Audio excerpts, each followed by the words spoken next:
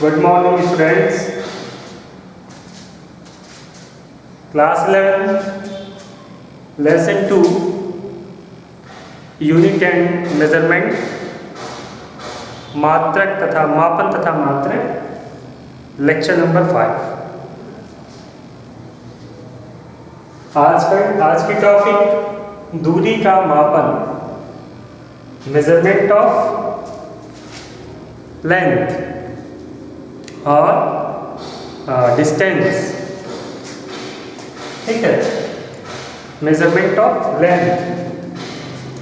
दूरी के शुरू करते हैं। दूरी के मापन के लिए आपके पास, जैसा कि आप बचपन से पढ़ते आते हो और आप मापते भी हो, आपके पास क्या होता है? सबसे पहले आपके पास क्लासरूम में आपको एक स्केल दिया जाता है।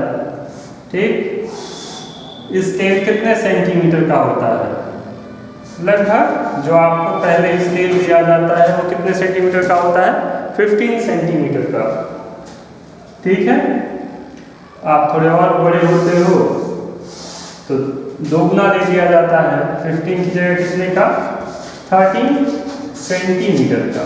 ठीक है, और आगे के कामों के लिए, जैसे मान लीजिए यदि आप कोई ज़मीन मापते हैं या फिर कोई काम करते हैं, कपड़े की लंबाई मापते हैं, तो एक स्केल होता है जिसे हम सब कहते हैं मीटर स्केल। ठीक है, इसकी लंबाई कितनी होती है? 1 मीटर। लकड़ी का होता है या स्टील का हो सकता है, फीता भी होता है कभी कभी, जिससे अक्सर जो कपड़े या ज़मीन को मापने के लिए प्रयोग किया जाता है। तो 1 मीटर फीते का भी हो सकता है, लकड़ी का भी हो सकता है, स्टील का भी हो सकता है, कुछ भी हो। तो उसे, यदि उसकी लंबाई 1 मीटर की है तो हम उसे क्या कहते हैं? हम उसे कहते हैं मीटर स्केल। ठीक, मीटर स्केल के बारे में आपको कुछ बताया जाए। मीटर स्केल में यहाँ ये 100 छोटे छोटे खाने होते हैं जिन्हें हम सेंटीमीटर कहते हैं। तो मीटर स्केल में कितने खाने होते हैं? 100 छोटे छोटे खाने होते हैं। जैसे 0, 1 ये क्या है? सेंटीमीटर, 2 सेंटीमीटर, और इसी तरह यहाँ पे कौन सा खाना पूरा होता है? यहाँ पे समूह खाना 100 खाना पूरा होता है। तो 1 मीटर स्केल में कितने सेंटीमीटर होते हैं? 0 से लेके 100 सेंटीमीटर। आप जानते भी हो 1 मीटर बराबर 100 सेंटीमीटर। तो इस पूरे को हम कहते हैं मीटर स्केल। ठीक, मीटर स्केल में यदि आप इस एक हिस्से को जूम करें तो मीटर स्केल का जो एक बड़ा हिस्सा होता है, जैसे मान लीजिए ये 0 और ये 1 सेंटीमीटर, तो आप देखते हैं 1 सेंटीमीटर का जो खाना होता है उसमें छोटे छोटे 10 खाने होते हैं। 1 2 3 4 5 6 7 8 9 10। ठीक है, जिन्हें आप क्या कहते हो? मिलीमीटर। तो अब ये कितनी छोटी वस्तु माप सकता है 1 मीटर स्केल? इस छोटे छोटे खानों के बराबर। मतलब क्या है कि जैसे मान लीजिए आपने इस पे अपना स्केल रखा यहाँ पे, और ये मान लीजिए हमारा ये चॉक है, मतलब ये पेन है, और मीटर स्केल का ये वाला जो यहाँ पे जो हिस्सा आ रहा है, इसके थोड़ा सा नीचे वो आ रहा है 2.5 सेंटीमीटर पे, और यहाँ पे जो आ रहा है वो आ रहा है 2.6 सेंटीमीटर पे। तो इस प्रकार उचित मापन नहीं हो पा रहा है, क्योंकि ये लंबाई हमारे 2 खानों के बीच में आ जा रही है। अतः हम सेंटीमीटर पे तो कंफर्म है कि ये 2 सेंटीमीटर है, लेकिन उसके बाद ये जो मिलीमीटर वाला है उसमें कंफर्म नहीं हो पा रहा। तो कोई भी मापक यंत्र जिस छोटे से छोटे मापन को कर सकता है उसे हम क्या कहते हैं, उसके मापन की सीमा या उसके यथार्थता की सीमा, जो आप पढ़ चुके हैं और आगे भी पढ़ेंगे। तो खैर इसके यथार्थता की सीमा कितनी है, मापन की सीमा निकालने के लिए देखते हैं कि एक बड़े खाने का मान कितना है। तो एक बड़े खाने का मान इस पे कितना है, 1 सेंटीमीटर, ठीक। और उसमें कुल कितने छोटे खाने, 10। 1 सेंटीमीटर में कितने छोटे खाने मिलीमीटर वाले, 10। तो ये क्या आएगा, 0.1 सेंटीमीटर। यानी 1 मीटर स्केल जो हम प्रयोग करते हैं वो कितनी छोटी वस्तु माप सकता है, कम से कम 0.1 सेंटीमीटर। इसी प्रकार तो ये मुख्यतः जो हम अक्सर प्रयोग करते हैं, लेकिन और सामान्य क्रियाकलापों के लिए यह सही भी है, क्योंकि हम 1 मिलीमीटर, जो आप कितनी छोटी दूरी है स्केल पे देख के समझ सकते हैं, उतने की हम बात उसके स्तर पे हमारा दैनिक जीवन में कोई उपयोग नहीं होता है। उससे छोटे स्तर पे मान लीजिए आप खेत की नपाई कर रहे हैं, नाप रहे हैं 2 खेत, तो वो 1 मिलीमीटर के लिए झगड़ा नहीं करेंगे, ठीक है। वो तो एक मिट्टी के टुकड़े से भी बहुत छोटी दूरी है। वो झगड़ा किसके लिए कर सकते हैं, मीटर के लिए या 2-4 मीटर 10 सेंटीमीटर के लिए। लेकिन जब हम पढ़ते हैं भौतिक या वैज्ञानिक पद्धति को पढ़ते हुए दूरियों का मापन करते हैं, तो उससे छोटी भी दूरियों की आवश्यकता होती है, जो कि आप जानते हैं। तो मीटर से यदि बेहतर हमें मापन चाहिए तो एक और यंत्र होता है जिसे हम कहते हैं स्क्रू गेज, ये आप हेडिंग डाल सकते हैं। तो देखिए हम मापन कर रहे हैं दूरियों का, उसमें हमने पहला क्या देखा, हमने मीटर स्केल। दूसरा क्या है, दूसरा हम पढ़ रहे हैं वर्नियर, माफ करिएगा, वर्नियर कैलिपर्स। पढ़ा होगा आपने इसके बारे में, ठीक है, वर्नियर कैलिपर्स।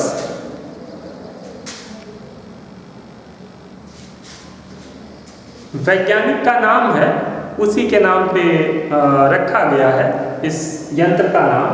आपने देखा होगा ये कुछ इस प्रकार का होता है, ऐसे इसके 2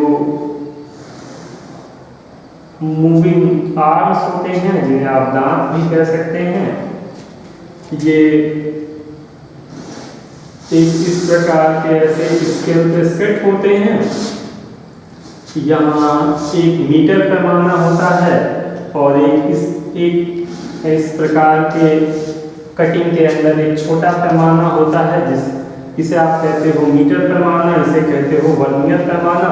जिस भी वस्तु की लंबाई या चौड़ाई मापनी होती है, इन दोनों दांतों के बीच में उसको, जैसे 2 दांत, उन दोनों दांतों के बीच में फंसा देते हैं और मुख्य पैमाना और वर्नियर पैमाने पे उसका मान पढ़ लेते हैं। तो जैसा कि आपने यहाँ पे देखा, मीटर स्केल में आप 1 सेंटीमीटर का 10वां हिस्सा माप सकते थे, तो उससे 10 गुना छोटे लंबाई को आप किस में माप सकते हैं, वर्नियर में। 1 सेंटीमीटर के 100वें हिस्से को भी आप यहाँ पे माप सकते हैं। तो इसका न्यूनतम मान कितना था, 0.1 सेंटीमीटर, और इसका आएगा 0.01 सेंटीमीटर, ठीक है। ये सूक्ष्म दूरियों और मुख्यतः व्यास, छोटी वस्तुओं के व्यास ज्ञात करने में प्रयोग होता है। जैसे आपसे पूछा जाए इसकी लंबाई कितनी है तो आप स्केल रख के बता दोगे, ठीक है, लेकिन पूछा जाए ये चौड़ा कितना है तो कैसे स्केल रखोगे? यहाँ पे स्केल रखोगे फिर आपको ऐसे लंबवत मिलाना पड़ेगा, बड़ा कठिन काम है। तो उसके लिए सबसे बेहतर क्या होता है, वर्नियर के दांतों के बीच में इसको दबाया जाए और मान पढ़ लिया जाए। तो वर्नियर का अपना एक अलग उपयोग होता है। ये गोल वस्तुओं की लंबाई, जैसे मान लो कोई गोला है, बॉल है, बॉल जो आप खेलते हो, उसका व्यास मापना है तो स्केल से तो बड़ी कठिनता होगी, नहीं कर पाओगे। आसान क्या है, उसको वर्नियर के दोनों दांतों के बीच में फंसाया जाए और पढ़ लिया जाए। इसी प्रकार और सूक्ष्म वस्तुओं जैसे छोटे छोटे पतले पतले तार, जैसे जो पतले पतले तार होते हैं, बिजली, मान लीजिए आपके घर में बिजली के जो तार हैं तो प्लास्टिक के होते हैं, उसे हटा दीजिए तो फिर क्या दिखते हैं, छोटे छोटे पतले पतले तार। ये पता करना हो कि वो तार कितना मोटा है, ठीक है, तो आप क्या करोगे, स्केल पे तो नहीं रख पाओगे। या कोई पतला सा धागा जिससे आप कपड़ा सिलते हो, उसकी मोटाई पता करनी हो तो स्केल पे तो नहीं पता कर पाओगे कि वो कितना मोटा है। यहाँ भी कठिनता होती है, तो उसके लिए एक और अच्छा यंत्र जिसे हम कहते हैं स्क्रू गेज, स्क्रू गेज का उपयोग करते हैं। ये कुछ इस प्रकार का होता है, आप आएंगे तो विद्यालय में देखेंगे।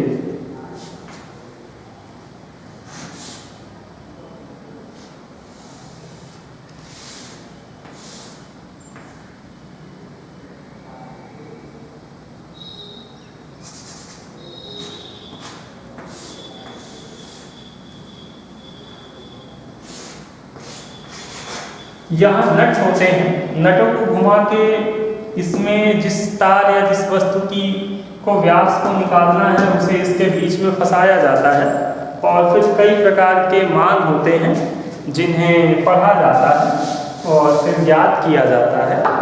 तो स्क्रू गेज हमारा और बेहतर यंत्र है और वो 1 सेंटीमीटर के 1000वें हिस्से को भी माप सकता है। मतलब कितना बेहतर कि मान लीजिए जो आपका 1 सेंटीमीटर वाला खाना है 0.1, इसमें कितनी लाइनें खींची गई जाए, छोटी छोटी 1000 लाइनें। काफ़ी कठिन काम है।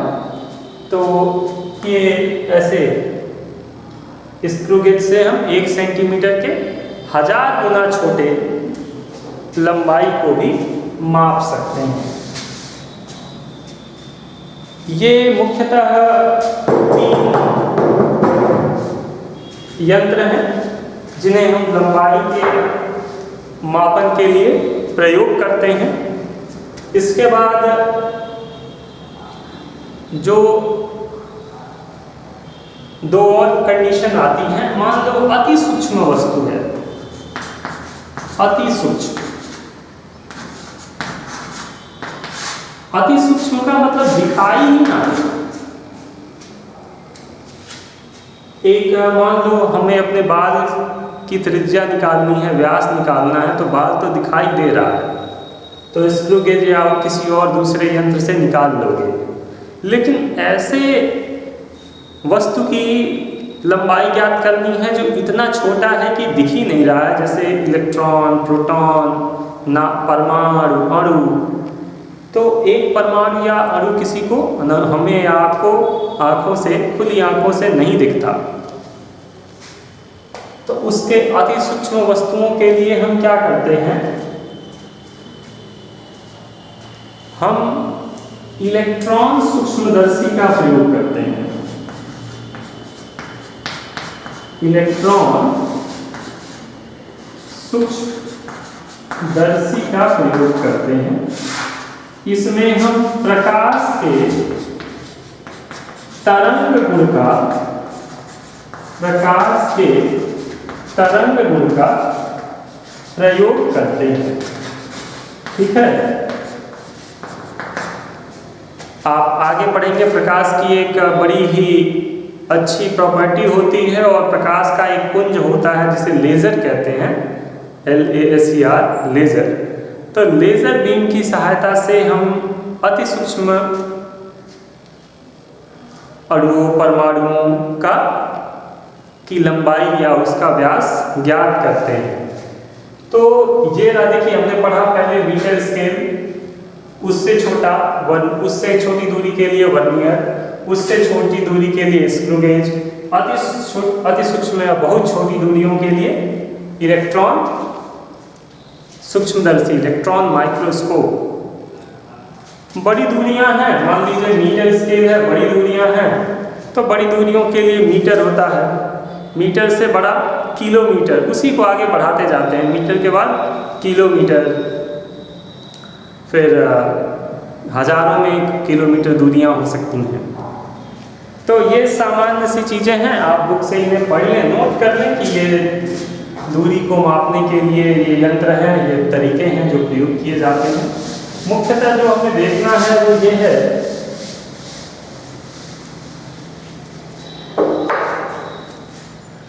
ऐसी दूरियों का मापन जहां तक हम पहुंच नहीं सकते। ठीक है, जैसे मान लीजिए आपको पूछा जाए कि या प्रारंभिक पुरातन काल में मनुष्य सूर्य और चांद जैसे पिंडों की दूरियों के बारे में नहीं जानता था, अब जानता है।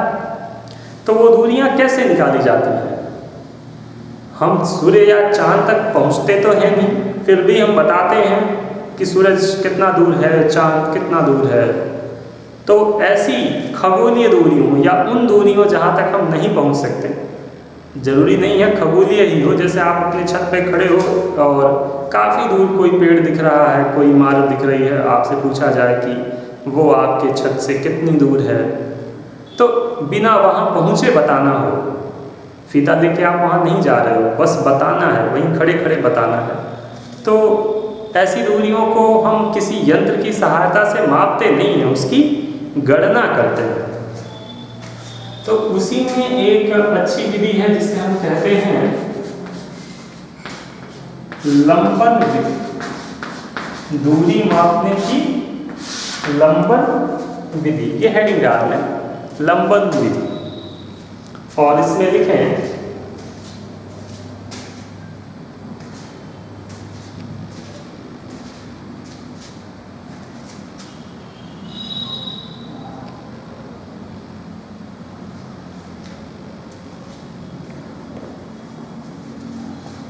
बिना किसी बिंदु पर पहुंचे उसकी दूरी की गणना करना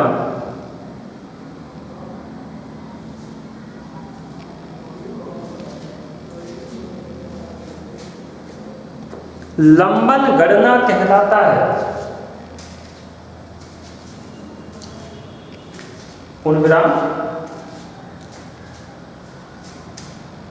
इस प्रकार की गणना में लंबन विधि का अत्यधिक प्रयोग किया जाता है। पूर्ण विराम, पैराग्राफ बदले लिखें, लंबन विधि द्वारा खगोलीय पिंडों जैसे सूर्य, चांद, ग्रह, उपग्रह की पृथ्वी से दूरी ज्ञात की जाती है।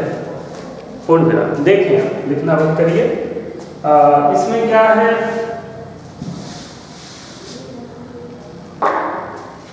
कि मान लीजिए यहाँ कोई उपग्रह, ग्रह, पिंड कोई है, पृथ्वी से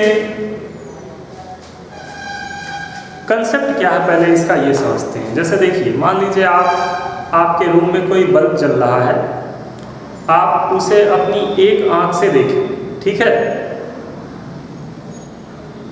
ये मान लीजिए आपकी दो आंखें हैं, आपने उसे एक आंख से देखा इस बल्ब को, फिर आप क्या करें, अपनी ये वाली आंख खोल लें और दूसरी आंख ढक लें और देखें, तो फिर आप उसी बल्ब तो अपनी जगह पे है, तो आपने उसे कैसे देखा? अपनी दूसरी आंख से देखा।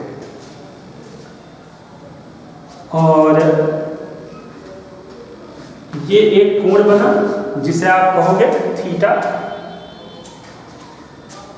ये आपके दोनों आंख के बीच की दूरी, यहाँ से यहाँ तक की दूरी, इसे आप स्मॉल डी से लिखें। और ये है आपकी एक आंख से बल्ब की दूरी, ये दूसरी आंख से बल्ब की दूरी, दोनों लगभग समान ही होंगे, तो दोनों को क्या कहें? डी कहें। ठीक,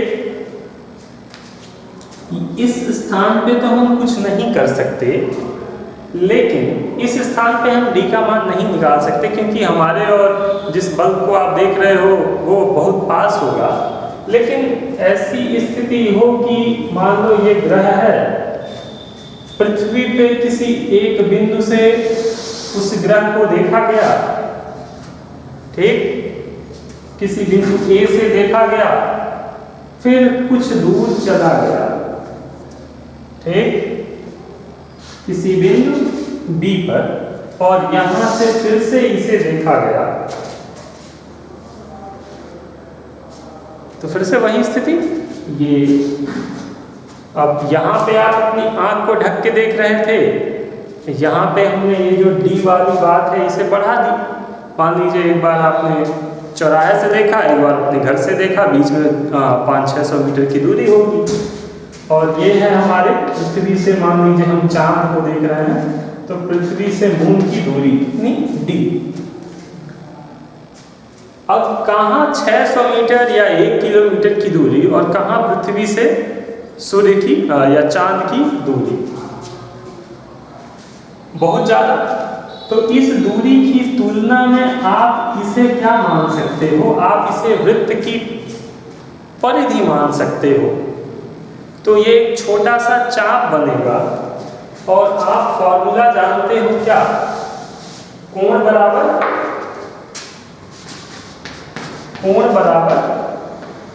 क्या होता है?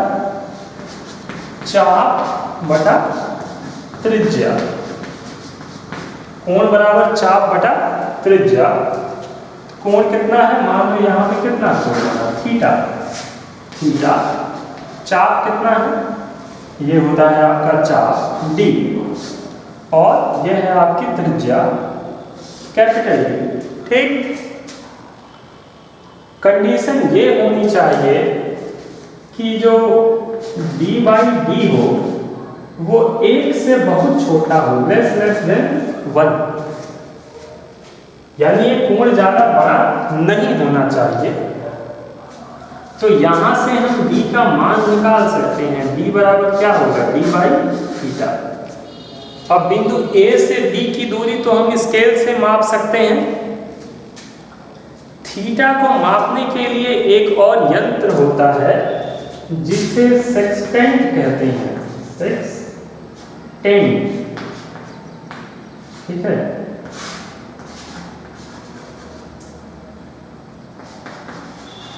SXTENT, ठीक है। ये आप आगे की क्लासों में इसका प्रयोग भी करते हैं, BSc वगैरह में। तो सेक्सटेंट की सहायता से आप क्या करते हैं? दूर से ही किसी बिंदु पे कितना कोण बन रहा है वो ज्ञात कर लेते हैं। तो सेक्सटेंट या किसी और विधि से आप क्या माप सकते हैं? थीटा। आपने कभी कभी जब आप जा रहे हो सड़कों पे तो आप देखते होंगे कुछ बच्चे कैमरा टाइप लेके खड़े रहते हैं सड़कों पे, लेबलिंग करते हैं, सड़कों का कोण मापते हैं, तो वही होता है सेक्सटेंट। ठीक, तो वहाँ से आप थीटा निकाल लिए, डी स्मॉल डी दोनों बिंदुओं की दूरी आप माप लिए, तो यहाँ से आप क्या निकाल सकते हो? कैपिटल डी, यानी बिंदु ए से यम की दूरी, यानी पृथ्वी से चांद की दूरी। तो लंबन विधि की सहायता से आप खगोलीय दूरियों का मापन कर सकते हो। ओके, तो इसमें लिखें, जहां तक लिखें पहले लिखिए, पृथ्वी पर या पृथ्वी से अत्यधिक दूरी पर स्थित किसी खगोलीय पिंड यम की दूरी ज्ञात करने के लिए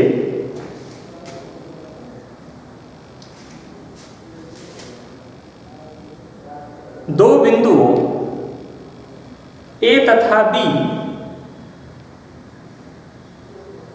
जिनके मध्य की दूरी स्मॉल डी है से बनने वाले कोण थीटा को ज्ञात करते हैं। पूर्ण विराम। बिंदु ए तथा बी से पिंड यम की दूरी कैपिटल डी मान लेते हैं। पूर्ण विराम। खगोलीय दूरियों के लिए d बाई डी यहां लिखा हुआ है, small D by capital D is less than 1। पूर्ण विराम। इस स्थिति में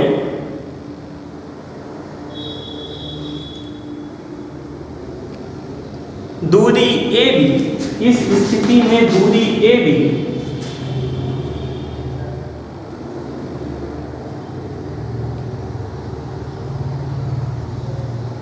केंद्र यम तथा त्रिज्या डी कैपिटल डी वाले वृत्त की परिधि पर स्थित सूक्ष्म चाप के बराबर माना जा सकता है। पूर्ण विराम। अतः पूर्ण विराम